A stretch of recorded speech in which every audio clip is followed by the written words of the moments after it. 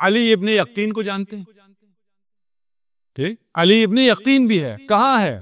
दरबारे हारून में है। वहां मकाम क्या है? वजीर आजम है। इमाम की इजाजत है या नहीं है? इमाम की इजाजत है। इमाम की दुआ है या नहीं है? इमाम की दुआ भी है। तो आप जिस पोस्ट पे हैं, जहां हैं, वहां काम करें, कोई मसला नहीं है। लेकिन एक जमानत इमाम ने ली है उससे। इमाम ने अली इब्ने यकीन को 3 जमानतें दी हैं। एक जमानत अली इब्ने यकीन से ली है। 3 जमानतें क्या है? अली इब्ने यकीन, तुम्हें खुदा जिंदान से महफूज रखेगा। मैं जमानत देता हूं, तुम कभी कैदी नहीं बनोगे। जिसने अपनी सारी जिंदगी कैद में गुजारी है, वो जमानत दे सकता है। उसका कैद में रहना मशीयत इलाही है, वो राजी बे रिजाए इलाही है, वो अलग है। वह इल्ला उसका दायरा इख्तियार यह है कि किसी को भी जमानत दे सकता है कि तुम कभी जिंदगी में कैदी नहीं बनोगे। मैं जमानत देता हूं, तुम्हें कभी कैद की सऊबत बर्दाश्त करनी नहीं पड़ेगी।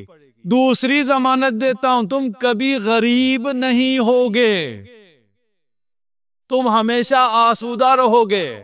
तीसरी जमानत देता हूं, हर्रे हदीद तुम्हें नुकसान नहीं पहुंचा सकती, तलवार की जर्ब से तुम महफूज रहोगे। इन 3 जमानतों के बदले में अली इब्ने यकीन से एक जमानत चाहिए। वो क्या है? अली इब्ने यकीन, जाओ दरबार हारून में, वहां रहो, लेकिन मुझे जमानत दो, अगर मेरा शिया कोई आए तो तुम उसके काम आओगे, तुम मोमिनीन की मदद करोगे। हम जिधर भी हैं, जिस भी पोस्ट पर हैं, जिस भी मकाम पर हैं, सरकारी हो या गैर सरकारी हो, हमें जो खुदा ने इज्जत दी है, अगर हम ये जमानत दें इमाम को, अपने जमाने के इमाम को, इमाम हम आपको ये जमानत देते हैं, आपका चाहने वाला आएगा तो जो काम हमसे बन सकता है हम करेंगे। रहें जहां रहना है रहें, जो पोस्ट है वहां पर काम करें, लेकिन ये जमानत दें। ठीक, फिर इमाम आपको क्या जमानत दे रहे हैं? इमाम आपको ये 3 जमानतें दे रहे हैं। अली इब्ने यकीन ने हजारों लोगों को कैद से बचाया, मौत से बचाया, उनको जुल्म से बचाया, लेकिन था बशर। एक दफा सफवान अभी बताया ना कौन था, सफवान गया बगदाद, उसे काम था, अली इब्ने यकीन के पास गया, घर में गया, लेकिन थका हुआ था, मसरूफ था। क्या था? उसने कहा मेरे पास मिलने का वक्त नहीं है। दूसरे दिन गया, तीसरे दिन गया, वो नहीं मिल सका। अली इब्ने यकीन से वापस चला गया कूफा, बड़ा हो गया, अब तो हमें नहीं मिलता। आप में से जिसको भी तरक्की हो जाती है, फिर आप गरीबों से मिलना छोड़ देते हैं। ये ना कीजिए। अगर आज ये मजलिस समझ में आ रही है और इमाम से जमानत चाहते हो तो खुदारा ये काम ना कीजिए। इतने बड़े ना हो जाएं कि आपको इमाम का ख्याल ना रहे, इमाम के हुक्म का, इमाम की जमानत का ख्याल ना रहे। इतने बड़े कभी भी ना होना, नहीं तो बहुत छोटे हो जाओगे।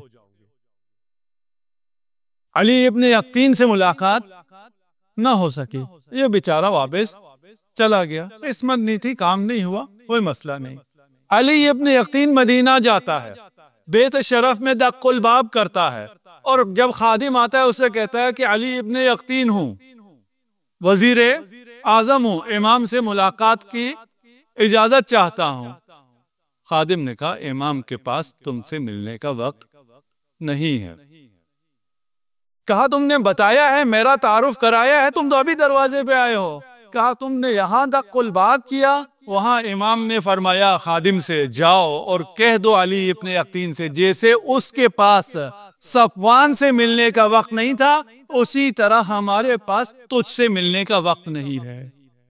मैं नहीं उठा सकता, कॉल नहीं उठा सकता, जितने लोग आते हैं सबसे मैं नहीं मिल सकता, लेकिन बहुत से कॉल इसलिए उठा लेता हूँ, कहीं ऐसा ना हो कोई ऐसा कॉल कर रहा हो जिसने इमाम से फरियाद कर रखी हो,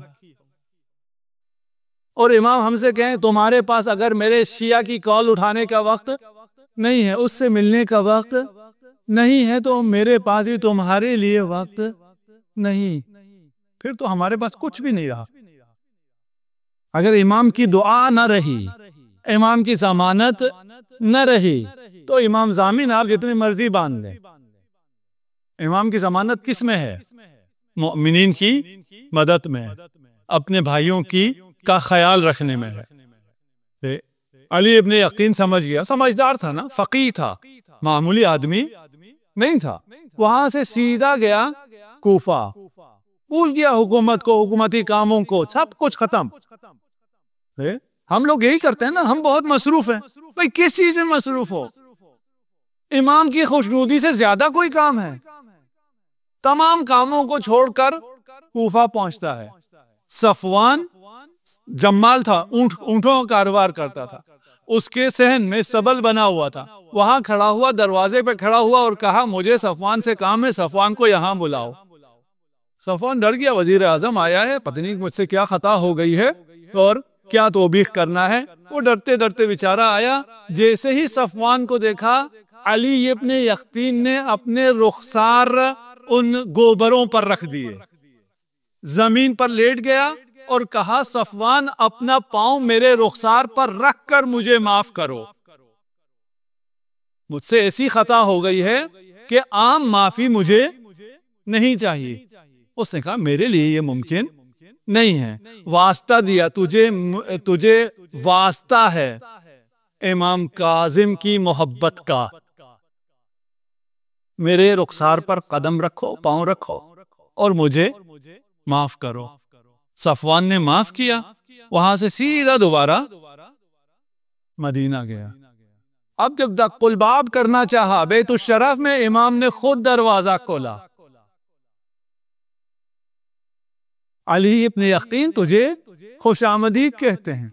अली इब्ने यकीन तुझे 3 जमानतें पहले दी थी, तू जिंदान से महफूज रहेगा, तू फक्र से महफूज रहेगा, तू तलवार से महफूज रहेगा। तूने जो ये काम किया, हमारी खुशनुदी के लिए ये तवाज़ो किया, तुझे 4थी जमानत देता हूं, तू आतिशे जहन्नम से महफूज रहेगा। तुझे जन्नत की बशारत है।